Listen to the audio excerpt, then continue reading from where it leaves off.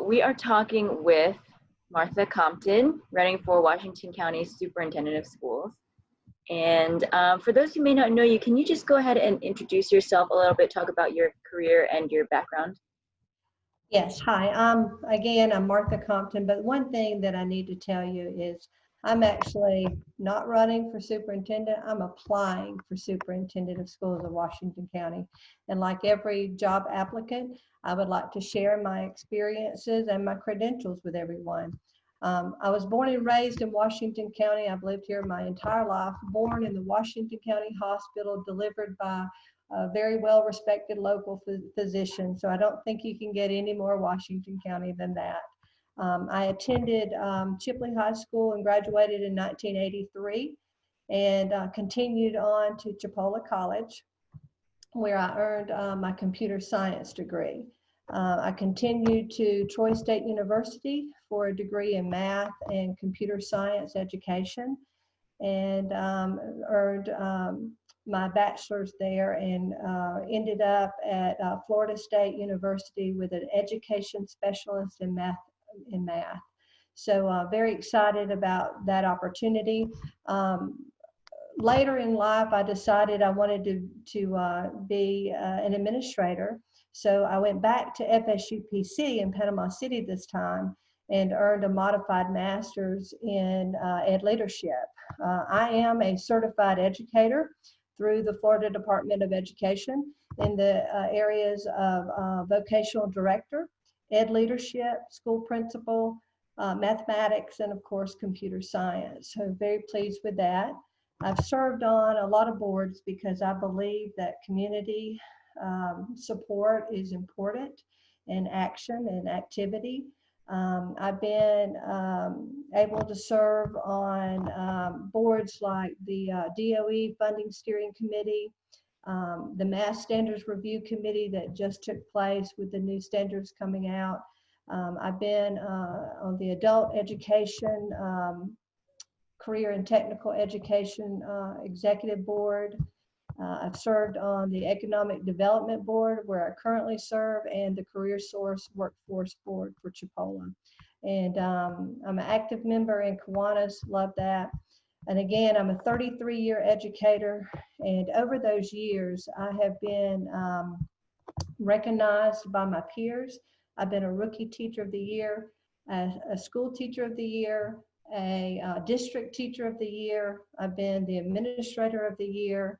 I've been a board member of the year, and I'm very pleased to say that I was inducted into the ACE of Florida, which is Adult Career Education opportunity to be on their Hall of Fame induction. I'm very excited about that.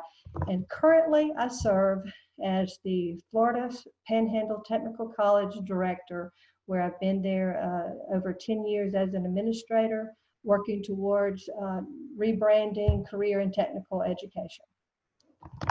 Okay, so yeah, I was gonna ask you about curriculum, and I looked a little bit through your Facebook candidate page and saw that a post about kind of cookie cutter curriculum. So what are your thoughts on curriculum changes should you get elected? I know that we need to teach the whole child. For so long, we've been focusing on testing and FSA testing, and we've made it part of a school teacher evaluation. And I think that I don't think it's appropriate to test, or to evaluate teachers on one test. So I'm really glad. I hope we see some changes. I think with COVID, we may see some more changes on not using scores to evaluate teachers. But I do believe in accountability. But anyway, in curriculum, I think that we need to, provide teachers with the opportunity to have academic freedom.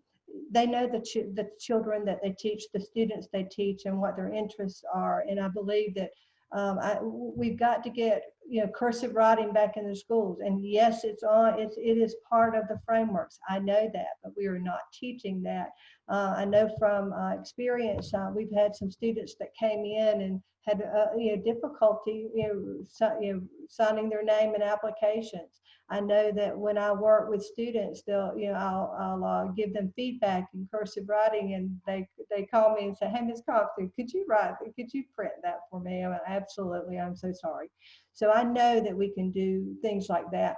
I think we need to teach the whole child life skills. I think, I think we need to get career and technical into the lower level, elementary, middle school, and do a better job.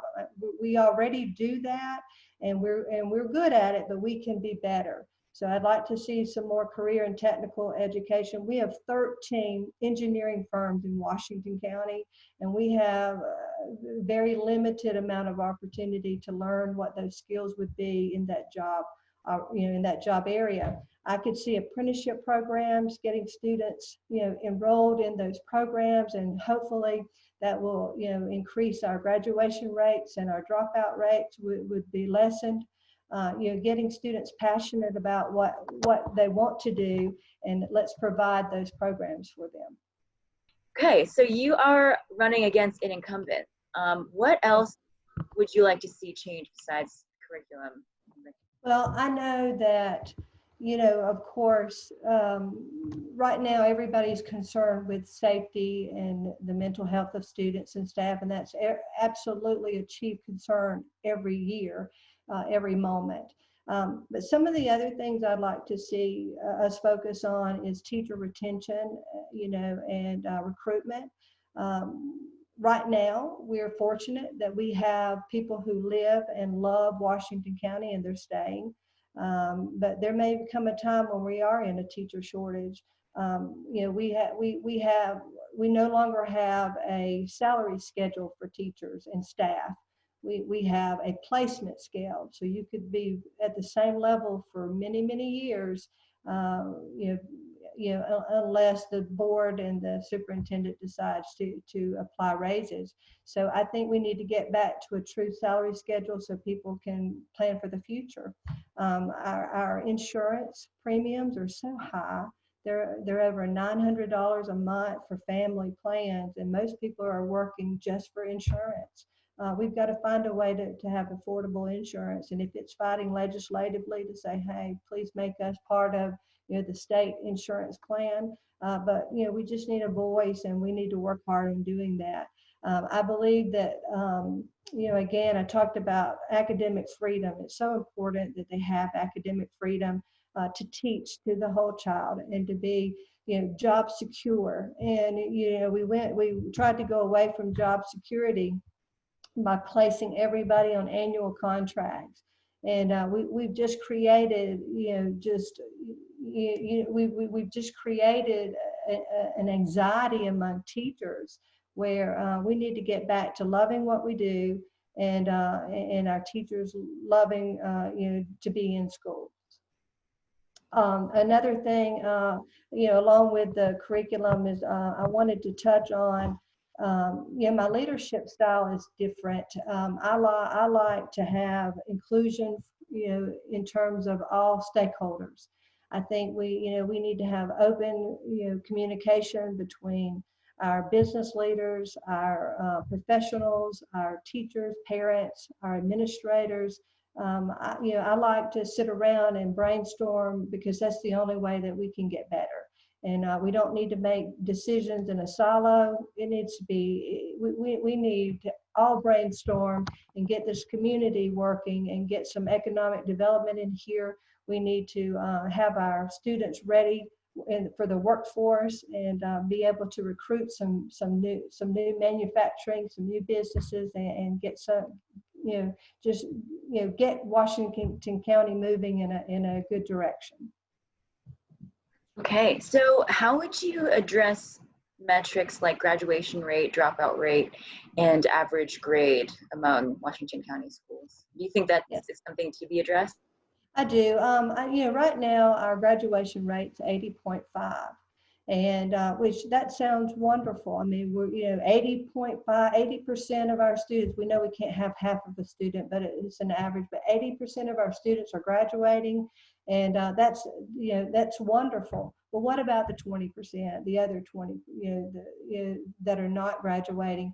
And when you look at our ranking, we're 60th out of 67 districts. that means 60 other folks are doing better than we are, 59 or other are doing better than we are.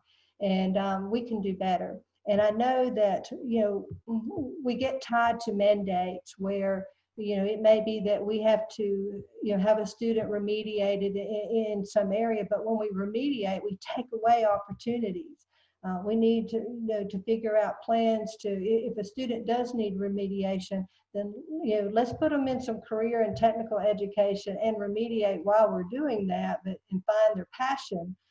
Again, like when I talked about moving CTE into our schools, that would increase, that would lower our dropout rate and increase our graduation rate because students would be passionate.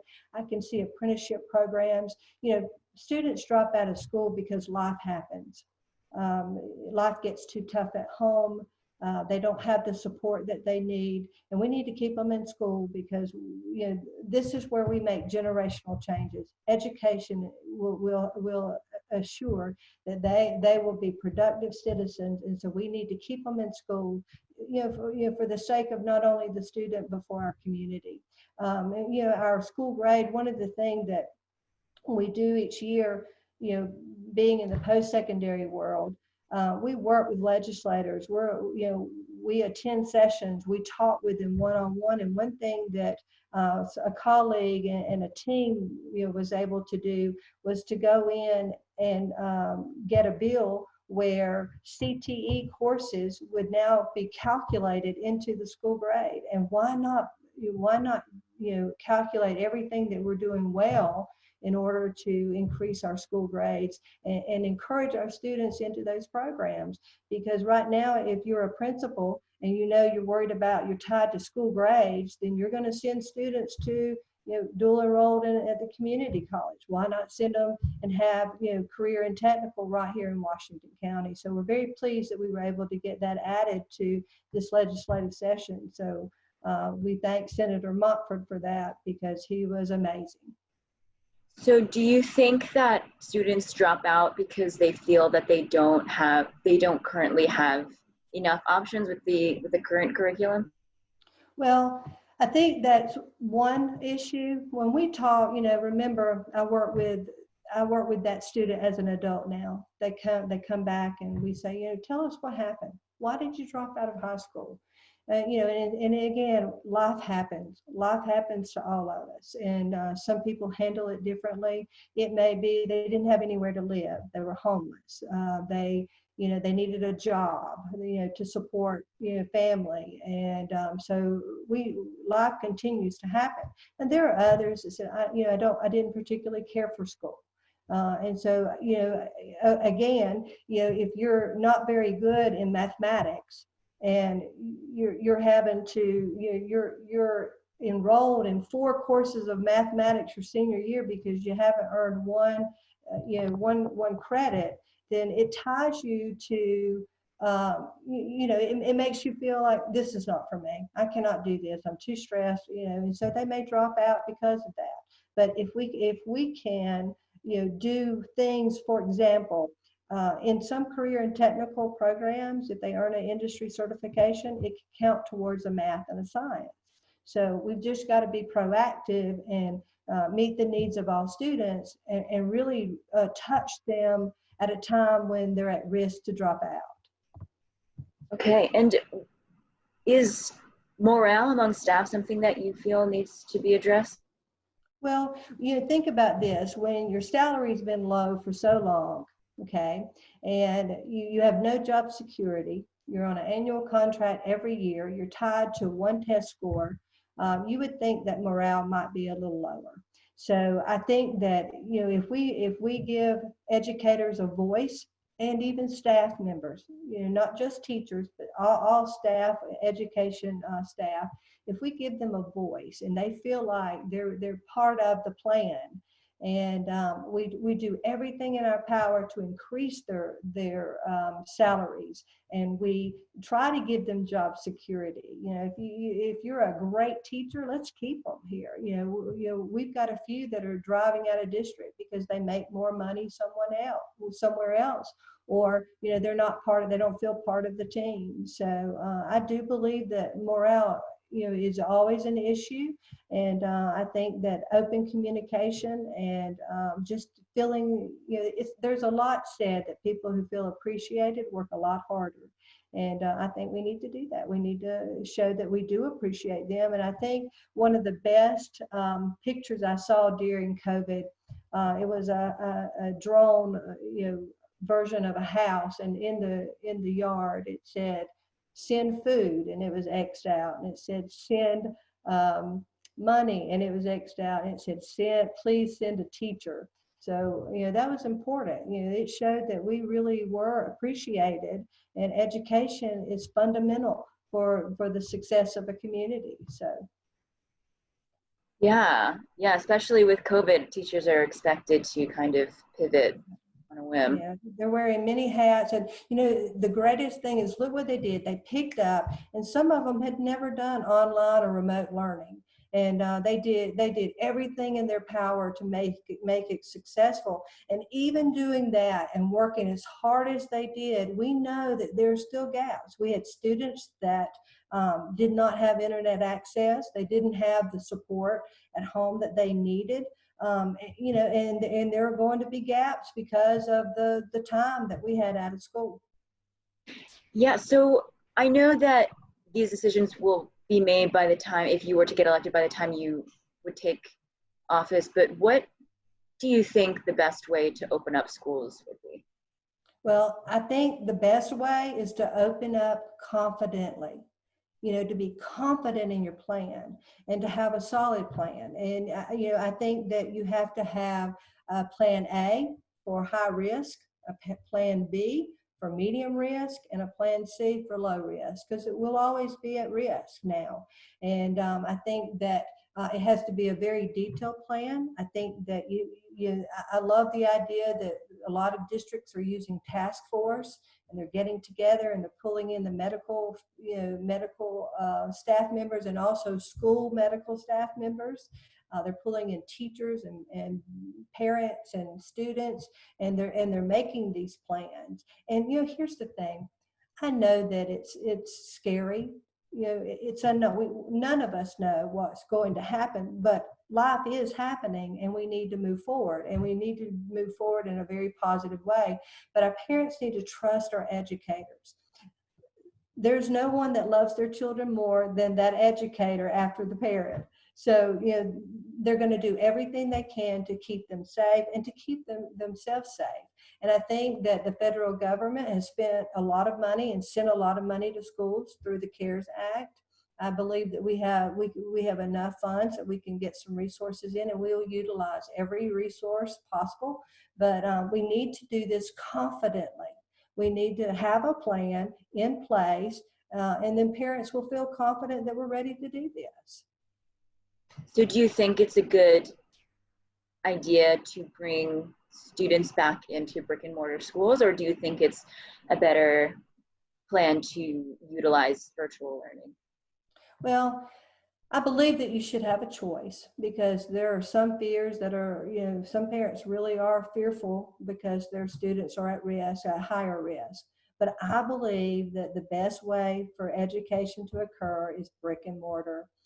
I know that we've already seen firsthand the issues with internet. We had a family of 4 children that had one computer. How could they all get on at the same time?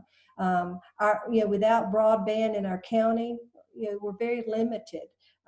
We could put hot spots at certain areas, but these children that don't have internet access at their homes, they don't have access to cars and vehicles to drive to the hot spots. If we do go the hot spot way, we need to give each family a hot spot, and we could do that. But I believe that we already have seen the gaps. While teachers did the very best they could and they worked hard, there was, you didn't have the same rigor as what you would have face to face. And so I believe that you can do brick and mortar face to face safely. And the reason I believe that, this summer we started the technical college. We had a summer program. and we were face to face. And yes, we had an incident with nursing students in the hospital, and we did have someone exposed, and we handled it. We handled it very carefully, and everyone is safe and secure and have graduated from the program because our nurses are essential. We have to keep training nurses. But we did everything the right way. We checked temperatures. We had extra hand sanitizers. We wiped down daily. We did everything right, and we did well. And I know that it can be done. And yes, there's going to be incidents and issues, but you'll address them, and you'll address them confidently. Okay, so you feel like to reassure parents, the school boards and administration should be the example. I do. What I'm saying is they need to have plans where they're confident that students will be safe. And instead of saying we don't really know what tomorrow holds, we don't know. We don't know that every day. And I just know that we can do this well. I mean, we've got phenomenal staff in schools, and they're doing. I mean, when an elementary kindergarten teacher and she's seeing a student put their hands in their mouth, I bet she's going to wash their hands 100 times, that day, because she's going to be more mindful, or he's going to be more mindful of what's going on with the student. Okay, well, I think that's all I have. Is there anything you'd like to add? No, I just appreciate you. I know that, again, I'm not running for office. I'm applying for a job, and I'm ready to work. I would love to work for my home county and pass it forward. Like so many others, our parents need our school systems to help train and guide their students in life skills. So I'm ready to work. Okay, well, Ms. Compton, thank you so much for your time today. Thank you. Bye-bye.